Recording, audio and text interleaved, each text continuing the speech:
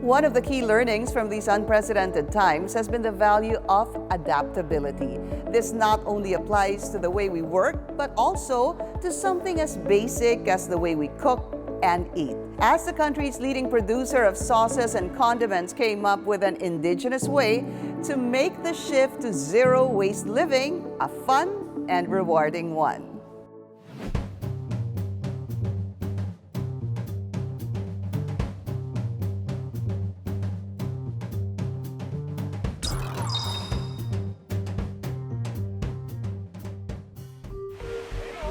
A recent study indicates that the Philippines is one of the world's worst offenders on marine plastic pollution. Around 0.28 to 0.75 million tons of plastic enter the oceans annually from coastal areas in Manila Bay. Some of these are attributed to the use of almost 60 billion sachets a year. Over the years, people have become so accustomed to plastic use. I've been a sustainable living advocate since I was probably in grade 8. Since my parents nga, diba, they're from a different generation, they're not very aware of the impact that these plastics have on the environment. I tried to educate them as well. Kunyari, nagda-drive-thru kami, sasabihin ko, oh dad, ask them not to include straws in our plastic utensils because I have those. While the benefits of plastic use stack up in ways that definitely improved our lifestyle, the extent of the damage plastics cause our environment can never be dismissed. However, with the rise of the movements that promote modern-day sustainable living, the goal to have an ecologically sustainable population becomes more and more achievable. This one is one of the ways that I practice sustainable living. Everywhere I go, I bring my own set of utensils, and then I also bring this foldable eco bag.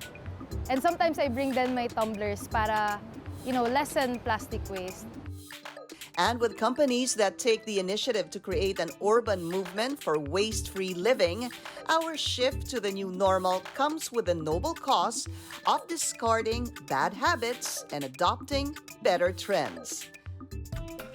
Last year, the country's largest manufacturer of sauces and condiments came up with an indigenous way of putting the fun in going green.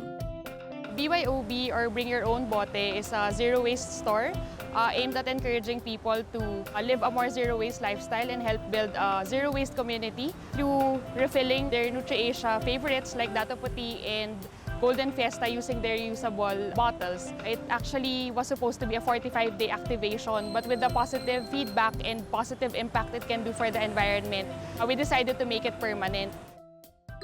With their products being an integral part of Pinoy's everyday meal preparation, this brand of pantry staples went the extra mile to tackle food waste.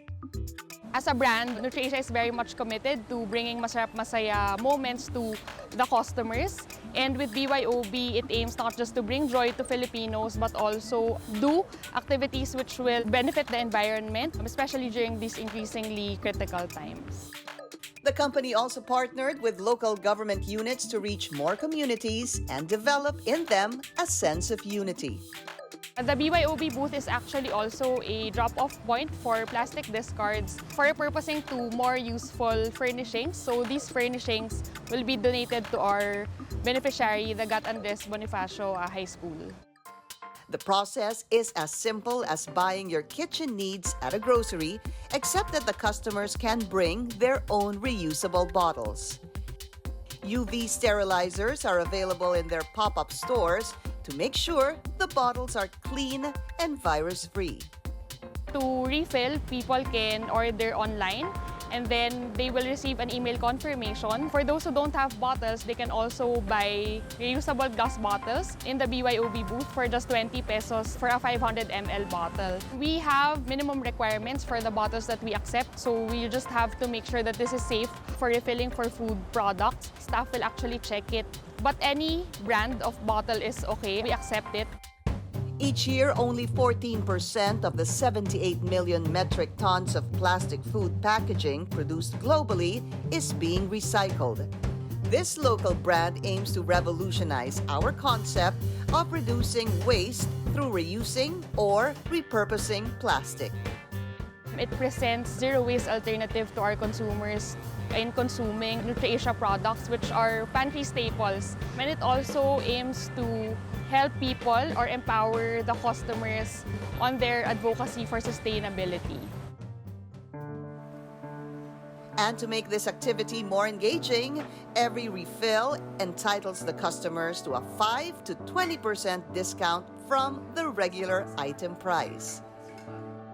To date, around 1,000 kilos of plastic have been collected for repurposing, and more than 2,000 bottles have been refilled in their pop-up stores, which are sustainable themselves, as they were built out of eco-bricks made of plastic discards.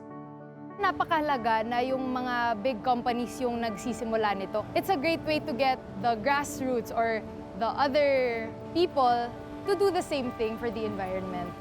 We invite everyone to bring your own bote and refill your favorite NutriAsia products in BYOB. Together, let's help build a zero-waste community, one refill at a time. Until the rest of the world learns how to live without using plastic, the way we make use of it matters.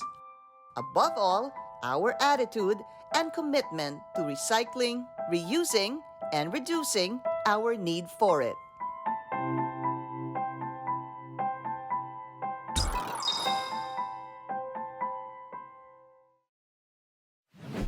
It's a common question po na tinatanong sa akin palagi. What's the secret to success? There's no secret at all. It's pure passion and pure hard work.